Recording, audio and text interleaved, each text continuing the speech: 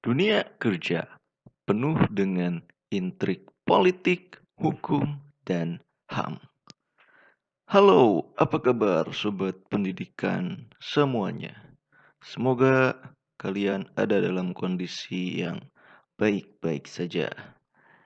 Kita akan meneruskan kajian kita mengenai perlindungan ketenaga kerjaan. Pada podcast yang kali ini kita akan membahas tentang kontrak kerja dan juga upah kerja. Langsung saja kita mulai. Kita awali dari kontrak kerja.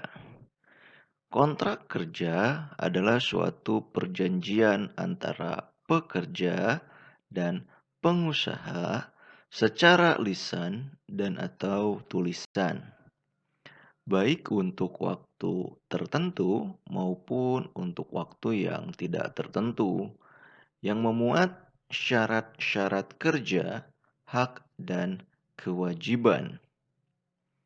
Setiap perusahaan wajib memberikan kontrak kerja di hari pertama Anda bekerja. Dalam kontrak kerja, biasanya terpapar dengan jelas pekerja memiliki hak mendapatkan kebijakan perusahaan yang sesuai dengan Undang-Undang Ketenagakerjaan yang berlaku di Indonesia. Nah, jadi ketika sobat pendidikan suatu saat nanti bekerja, maka sobat pendidikan kalau posisinya sebagai tenaga kerja atau buruh tentu saja akan memperoleh yang namanya kontrak kerja yang kemudian akan melahirkan yang namanya hubungan kerja. Hubungan kerja itu adalah hubungan antara seorang buruh dengan seorang majikan. Jadi antara pekerja dengan pengusaha terjadi suatu hubungan interaksi begitu ya, interrelasi dan syarat tentu saja dengan kepentingan masing-masing ya. Hubungan kerja menunjukkan kedudukan kedua belah pihak itu yang pada dasarnya menggambarkan hak-hak dan kewajiban-kewajiban buruh atau pekerja terhadap majikan atau pengusaha, serta hak-hak dan kewajiban majikan atau pengusaha terhadap buruh atau pekerja. Hubungan kerja terjadi karena adanya perjanjian kerja antara pekerja dan pengusaha, yaitu suatu perjanjian di mana pihak yang satu, yaitu buruh, mengikatkan diri untuk bekerja menerima upah pada pihak lainnya, yaitu pengusaha. Dan pihak pekerja mengikatkan diri untuk melakukan pekerjaan di bawah pimpinan pengusaha. Pasal 1 angka 14 Undang-Undang Nomor 13 Tahun 2003 tentang Ketenagakerjaan menjelaskan bahwa perjanjian kerja adalah perjanjian antara pekerja atau buruh dengan pengusaha atau pemberi kerja yang memuat syarat-syarat kerja, hak, dan kewajiban para pihak. Jadi di dalamnya terkandung syarat-syarat ya. Juga tak luput dari hak dan juga kewajiban yang mengitari perjanjian atau kontrak kerja tersebut. Ciri-ciri perjanjian atau kontrak kerja. Adanya perjanjian antara pekerja dan pengusaha. Perjanjian dilakukan secara tertulis maupun tidak tertulis atau lisan. Perjanjian dilakukan untuk waktu tertentu dan untuk waktu yang tidak tertentu. Perjanjian memuat syarat-syarat kerja serta hak dan kewajiban para pihak. Subjek kontrak kerja. Setiap subjek kontrak harus memenuhi suatu kondisi tertentu agar dapat mengikat para pihak yang membuatnya. Jika subjek hukumnya adalah orang tersebut harus sudah dewasa, atau dengan kata lain, orang yang membuat perjanjian harus cakap atau mampu melakukan perbuatan hukum tersebut. Namun jika subjeknya badan hukum, harus memenuhi syarat formal suatu badan hukum. Kedua jenis subjek hukum tersebut memiliki hak dan kewajiban yang sama dalam melakukan kontrak kerja. Oleh karena itu, dalam hukum perjanjian, yang dapat menjadi subjek hukumnya adalah individu dengan individu atau pribadi dengan pribadi, badan hukum dengan badan hukum. Jadi subjek kerja itu ada orang dan juga badan hukum. Lalu ini kita masuk pada pembahasan tentang objek kontrak kerja ya. Sasaran pokok suatu perjanjian adalah suatu prestasi. Agar suatu kontrak itu sah, maka objek kontrak harus memenuhi beberapa persyaratan, yaitu objeknya harus tertentu atau dapat ditentukan. Diperbolehkan menurut peraturan perundang-undangan yang berlaku dan tidak bertentangan dengan ketertiban umum dan tata susila. Subjek kerja yang bekerja pada objek kerja nantinya akan mendapatkan upah. Upah adalah hak pekerja atau karyawan yang diterima dan dinyatakan dalam bentuk uang sebagai imbalan dari pengusaha atau pemberi kerja kepada pekerja atau buruh yang ditetapkan dan dibayarkan menurut suatu perjanjian kerja, kesepakatan atau peraturan perundang-undangan, termasuk tunjangan bagi pekerja atau buruh dan keluarganya atas suatu pekerjaan dan atau jasa yang telah dilakukan atau akan dilakukan. Upah merupakan imbalan dari pihak perusahaan yang telah menerima pekerja dari tenaga kerja dan pada umumnya adalah tujuan dari karyawan atau untuk melakukan pekerjaan. Bila tiada upah, pada umumnya juga tiada hubungan kerja. Misalnya pekerja yang dilakukan dalam hubungan gotong royong. Jadi upah ini merupakan tujuan dari para pekerja atau buruh mengapa ia bekerja dan merupakan suatu apresiasi atas dedikasi pekerja yang diberikan oleh pemberi kerja. Jadi perusahaan merasa puas atau memiliki rasa terima kasih kepada pekerja yang telah melakukan pekerjaannya dengan baik sehingga diberikan upah. Begitu.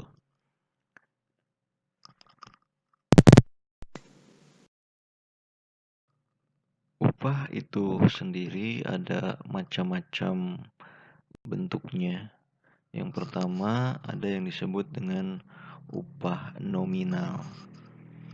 Yang dimaksud dengan upah nominal ialah sejumlah uang yang dibayarkan kepada karyawan yang berhak secara tunai sebagai imbalan atas pengerahan jasa-jasa atau pelayanannya sesuai dengan ketentuan-ketentuan yang terdapat dalam perjanjian kerja di bidang industri atau perusahaan ataupun dalam suatu organisasi kerja, di mana ke dalam upah tersebut tidak ada tambahan atau keuntungan yang lain yang diberikan kepadanya. Upah nominal ini sering pula disebut dengan upah uang, sehubungan dengan wujudnya yang memang berupa uang secara keseluruhan. Lalu ada juga yang disebut dengan upah nyata. Yang dimaksud dengan upah nyata adalah upah uang yang nyata, yang benar-benar harus diterima oleh seseorang yang berhak. Upah nyata ini ditentukan oleh daya beli upah tersebut yang akan banyak tergantung dari besar atau kecilnya jumlah uang yang diterima. Dua, besar atau kecilnya biaya hidup yang diperlukan. Ada kalanya upah nyata yang diterima itu dalam wujud uang dan fasilitas atau in natura. Maka upah nyata yang diterimanya yaitu jumlah uang dan nilai rupiah dari fasilitas tersebut. Begitu. Itu upah nyata. Lalu ada juga yang disebut dengan upah hidup. Upah hidup ini adalah upah yang diberikan dari perusahaan kepada karyawan atau pekerja atau buruh, di mana dalam hal ini upah yang diterima tersebut relatif cukup untuk membiayai keperluan hidup yang lebih luas, tidak hanya kebutuhan pokoknya, tetapi juga dapat dipenuhi kebutuhan-kebutuhan yang lain seperti kebutuhan sosial keluarganya. Misalnya iuran asuransi jiwa, iuran pendidikan, dan beberapa yang lainnya. Lalu ada juga yang disebut dengan upah minimum. Upah minimum ini sebagai yang diterangkan bahwa pendapatan yang dihasilkan para karyawan dalam suatu perusahaan sangat berperan penting. Dalam hal ini, maka upah minimum sebaiknya dapat mencukupi kebutuhan-kebutuhan hidup karyawan beserta keluarganya. Walaupun dalam arti yang sederhana atau cost of living perlu diperhatikan dalam penentuan upah. Tujuan utama penentuan upah minimum yaitu satu, menonjolkan arti dan peranan tenaga kerja atau buruh atau karyawan sebagai subsistem yang relatif dalam suatu sistem kerja. Melindungi kelompok kerja, ini yang kedua, dari adanya sistem pengupahan yang sangat rendah dan yang keadaannya secara material kurang memuaskan. Yang ketiga, mendorong kemungkinan diberikannya upah yang sesuai dengan nilai pekerjaan yang dilakukan setiap pekerja. Dan yang keempat, mengusahakan terjaminnya ketenangan atau kedamaian dalam bekerja. Jadi upah minimum namanya juga minimum gitu ya. Ini merupakan standar yang harus diberikan oleh perusahaan kepada pekerja. Dan juga standar yang harus diterima oleh pekerja dari perusahaan atau dari tempat ia bekerja. Kemudian ada juga yang disebut dengan upah wajar. Upah wajar dimaksudkan sebagai upah yang secara relatif dinilai cukup wajar oleh pengusaha dan para karyawan sebagai uang imbalan atas jasa-jasa yang diberikan karyawan kepada perusahaannya, sesuai dengan perjanjian kerja di antara mereka. Upah yang wajar ini tentunya sangat bervariasi dan bergerak antara upah minimum dan upah hidup yang diperkirakan oleh pengusaha cukup untuk mengatasi kebutuhan-kebutuhan karyawan dan keluarganya. Di samping bisa mencukupi kebutuhan pokok, juga beberapa kebutuhan pangan lainnya, kebutuhan transportasi dan lain sebagainya.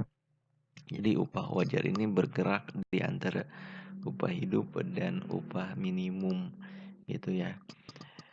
Nah, itu yang namanya upah wajar begitu.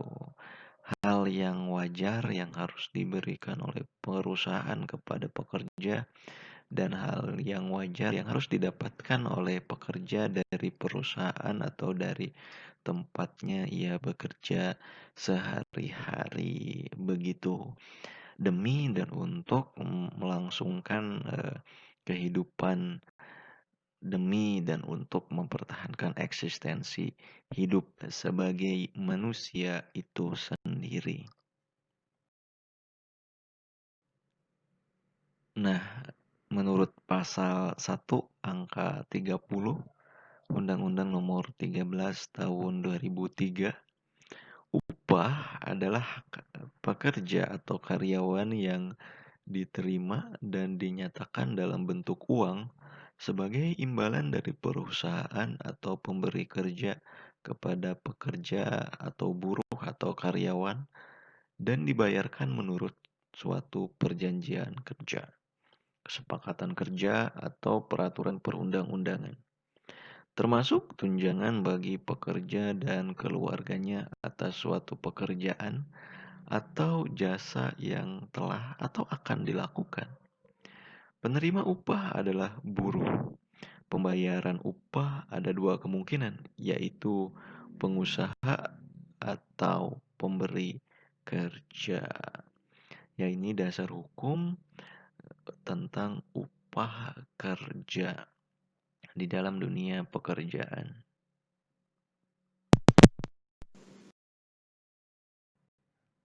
Thanks for watching. See you on next video, Sobat Pendidikan.